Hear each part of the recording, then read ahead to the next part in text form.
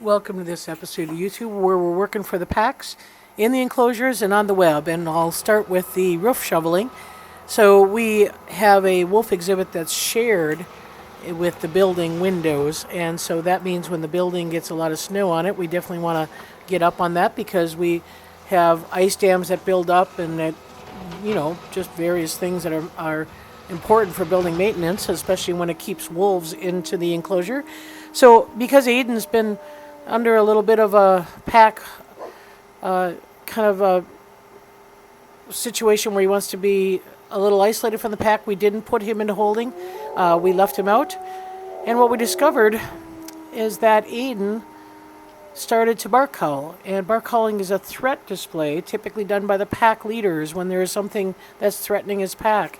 And he's clearly doing a bark howl to the people on the roof and looking back to the pack.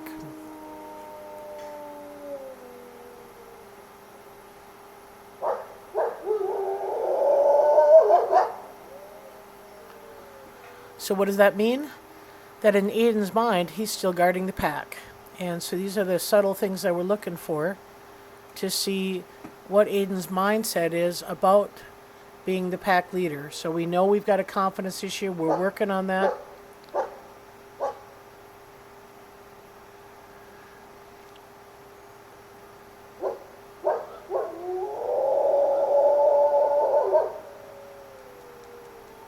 But the fact that he is doing a threat display and he's posturing himself between the building and the pack that is in holding just by how he's positioned himself, I think that's an important thing for us to recognize.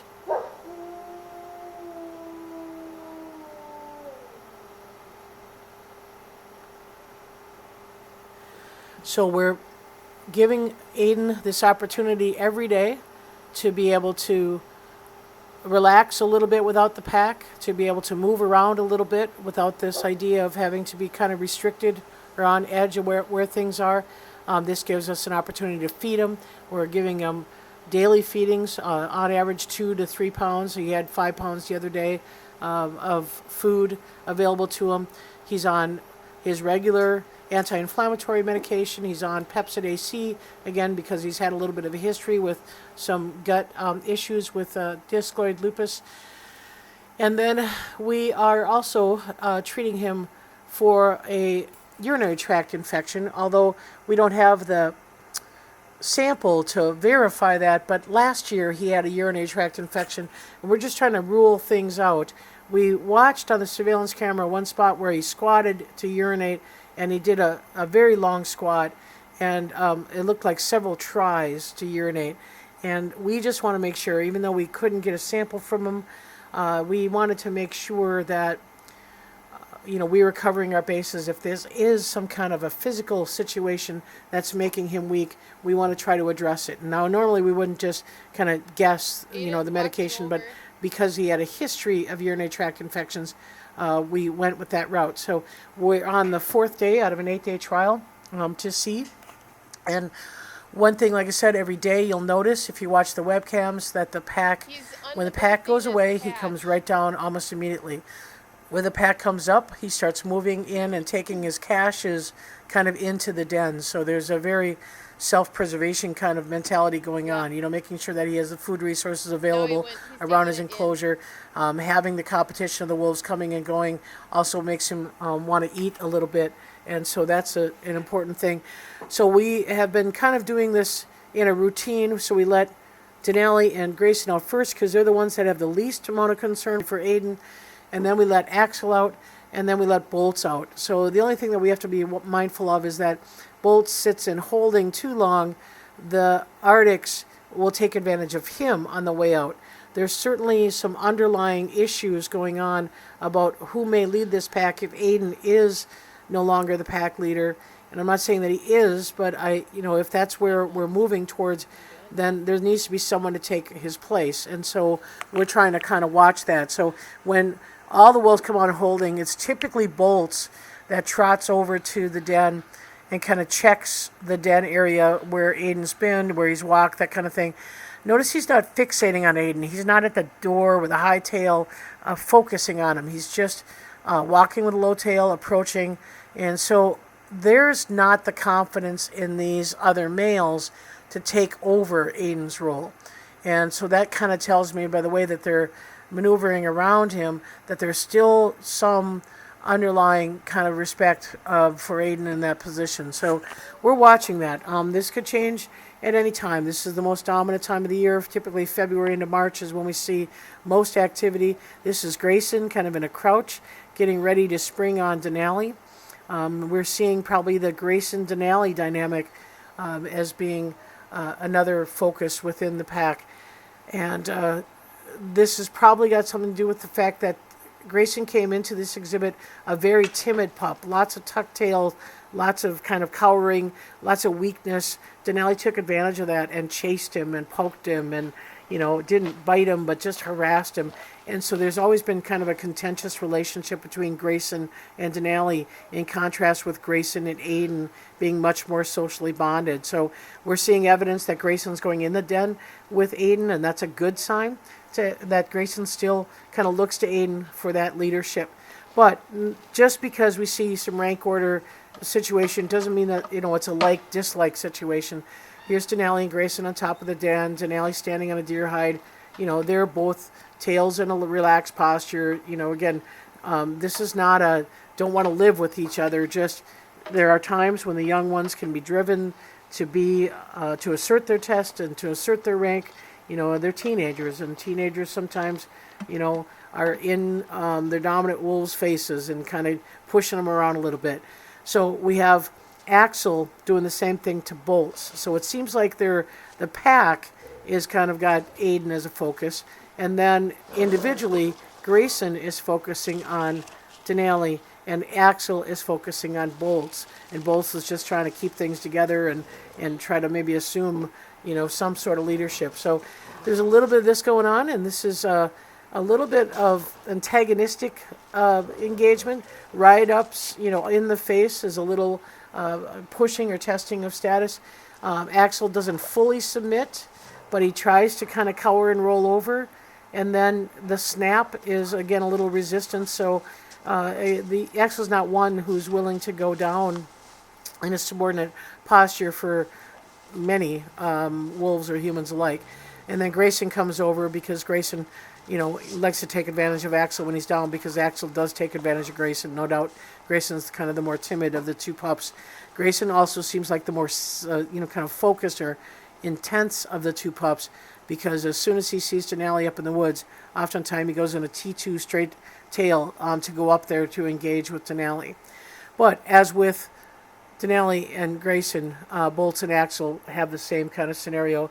You'll see them resting together in cover hay, and this is on top of the slate den on a snowy day. They're both laying together, no antagonism. They're basically, social. This is a social pack animal that communicates through rank, and that's who they are. And so we look at these things, and the wolf care staff are trained to identify when there's tension or when it's just rank order behavior, when it's just social engagement, and when it's something serious. And that's where we're at right now. This is the time of the year when we're really watching for those something serious. Over in retirement, we're watching the aging of Grizzer. He is going to be 14 in May, and 14 is one of those times where we've had some mortality in the past, and so we're definitely always aware of his alertness, of his physical condition, of his how much water he's consuming, how much he's urinating, how much he's consuming. Grizzer is doing quite well. He's on 3 pounds of meat a day, various meats. He moves around well between all 3 enclosures, has no issues with cold. Matter of fact, sometimes he self-medicates. His back right leg is still a little sore with that ACL issue. He'll lay in the cold, and then that cold snow on the leg will oftentimes make it feel a little bit, it's like icing your knee when it's kind of sore. So we want to make sure that we're watching that closely, though, because, he can, at an older age, become a little hypothermic in the cold. But he chooses to go where he wishes. And Luna, who's going to be 5, we are very tuned in to her and trying to make her as comfortable as possible. And had a lot of consultant work that gives us an indication of some techniques to try to make her feel better, and hoping to come up with enough money to bring our consultant back to kind of get some more hands-on work with Luna. I know a lot of people talk about, a sore leg. Well, this isn't just a sore leg. This is a femoral head that didn't form right on her hip, and that's what's making her back leg kind of tweak or twist a little bit, and certainly what seems to make her a little bit proactively aggressive to keep other wolves away from her, probably as a defense mechanism to protect herself. But she's maneuvering pretty good. She has a good winter coat.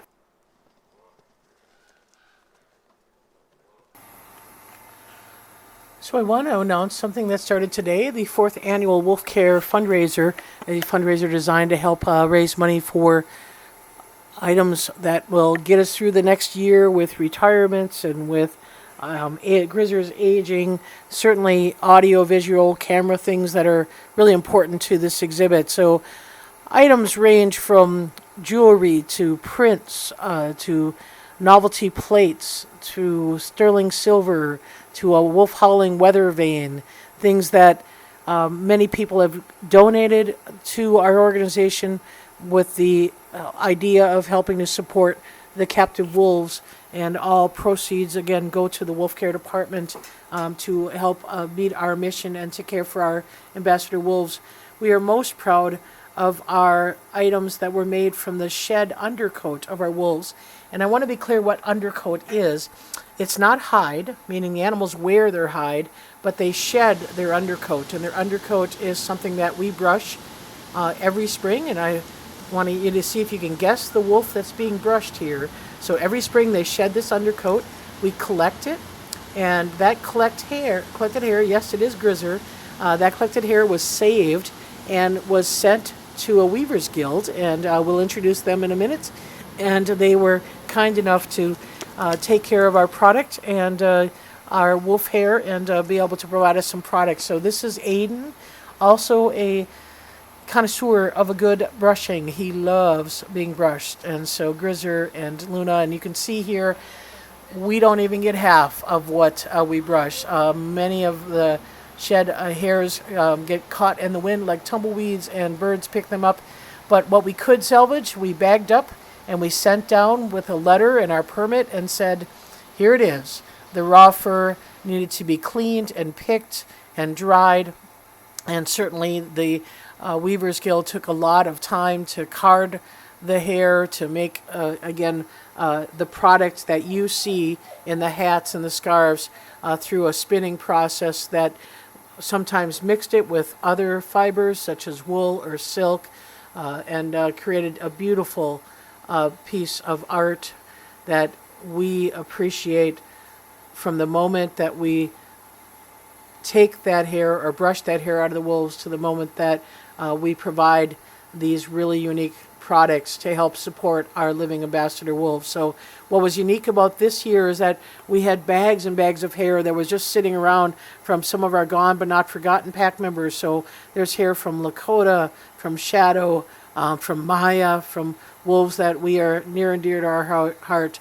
And these wonderful individuals even demonstrated at the state fair. And so we'd like to give a special thanks to the Whirling Spinisters, Weavers Guild of Minnesota, Virginia, Nancy, Marianne, Dennis, Naomi, Judy, and a special thanks to, I pronounce her name Shalon, and I probably pronounced it wrong, but for the people who saw the beauty in our wolf hair that would normally end in the scat bucket, and will help benefit Aiden, Denali, and the rest of the pack as we are entering a new cycle in the cycle of life in our wolf exhibit. So check out our website for our auction, which is open until February 11th. Thanks for watching.